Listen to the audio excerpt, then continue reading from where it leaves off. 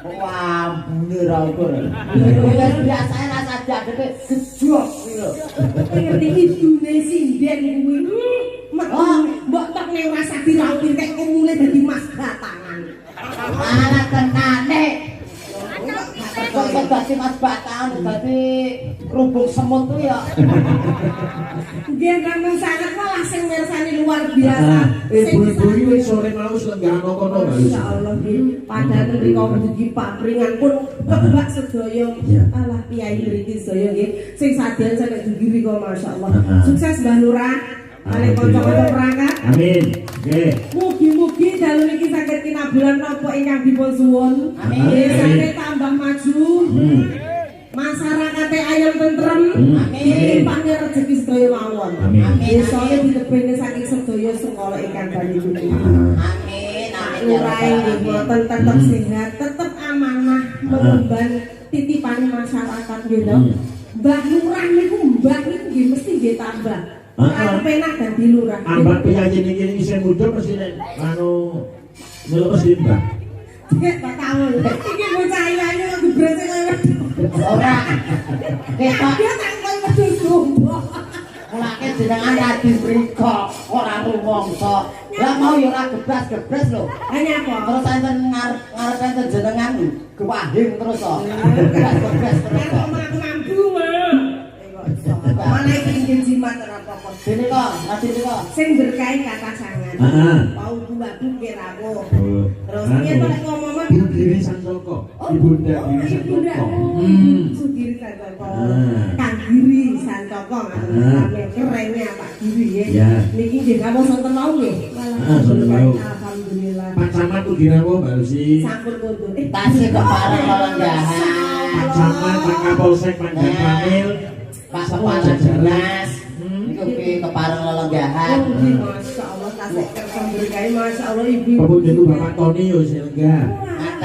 Ini kok pikir biar kok kados Pak Tony kaya dulu kok aku sakit sumirah ketemu malah. Kan sore mau ya Pak, delengae kaya Pak Tony lho. Lah ya aku ora ketok lho aku masuk. Bosa bayar niku masuk malah blabur. Nggih, Sugeng Kalo kula aturaken dumateng masyarakat desa Bululor. Terus pundi pawartosipun sederek? Sae, sehat sedaya nggih? Alhamdulillah sampun panen apa? Oh, becek. Iya. Sing ngomong panen jagung. Jagung, guna panen becek sedina ping 7 ngalane sinden. Iku mah biasa Mbak Camat dan Lurah wis kemeng. Pancen urip ing desa yo ngono kuwi. Lah, nggih. Niki derek kali niki anu kok pertil. Iya Mbak ya ayo bingung.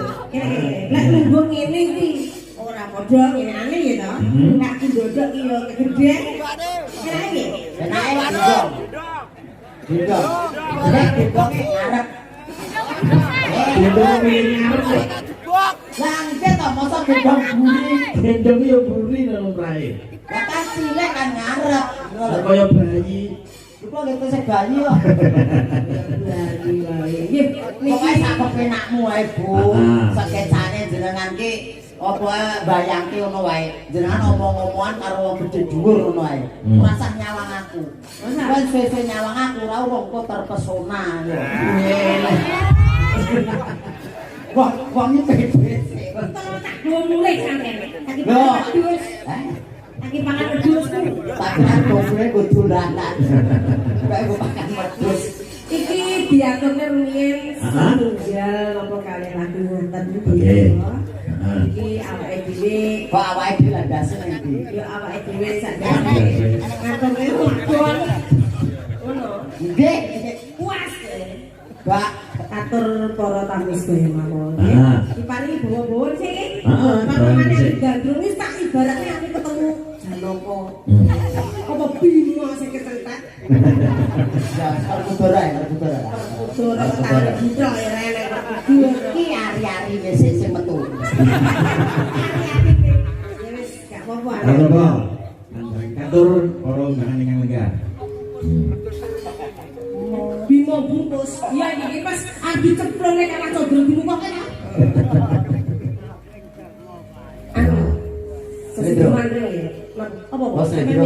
Sredro. Sampeyan nyuwun apa? Aku nyuwun dit. Lek kene ngono padha. Lahirnya kok iso nyuwun duit. Lah wae ditakoni nyuwun apa? Ya saya nyuwun dit. Ya.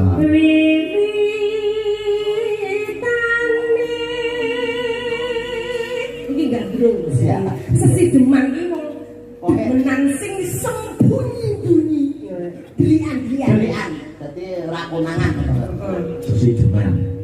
Anderek sang peti.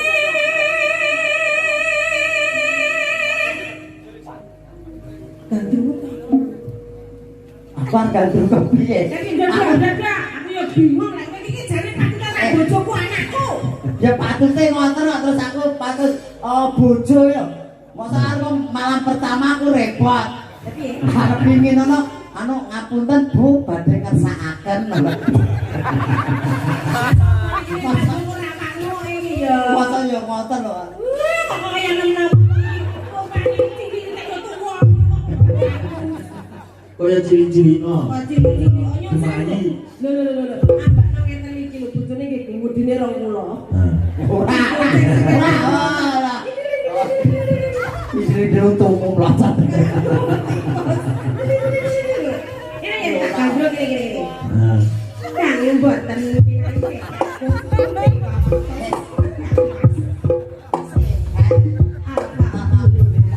Dan iki Pak Lurahke nekake wong lepok-lepok. Ya tak malah dilokke. Piye?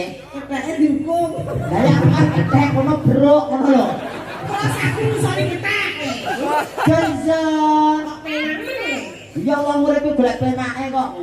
ya. Priyo baku. Jangan. Suka juga. Ya, lalu bro. Kita suruh sepeda itu tumpah ke siapa? Anu bro, Mas Wahyudi, Mas Yudek. Jadi penake ditumpaki ngono. Mesti tak gendong lho, Pak Ege. Turek.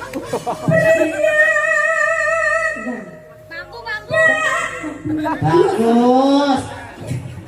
Ari yo sentimen karo pian wis priya bagus kok priya wedhus piye to cacah. Ana mau ketoke meri.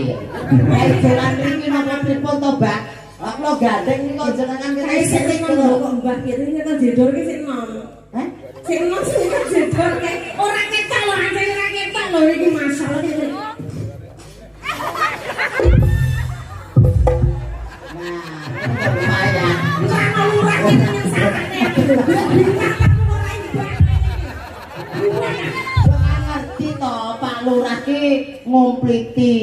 Ngompliti piye? Nimbali bintang tamu sapi sak letongi. Dadi go rabuk para petani. Oh alah, Pak Camat jenengan kok gondring kagem cetek bumi Pak. Terus nek gandrung piye koyo ngene? Priya. Kan nonton. Sikilene Kan diupet. nonton. Medun, wis medun. Medun. Medun. Iki batu cepat.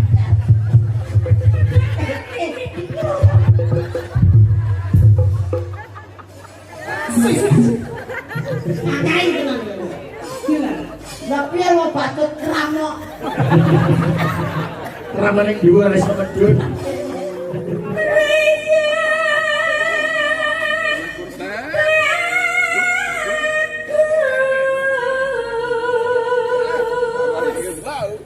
Kang olah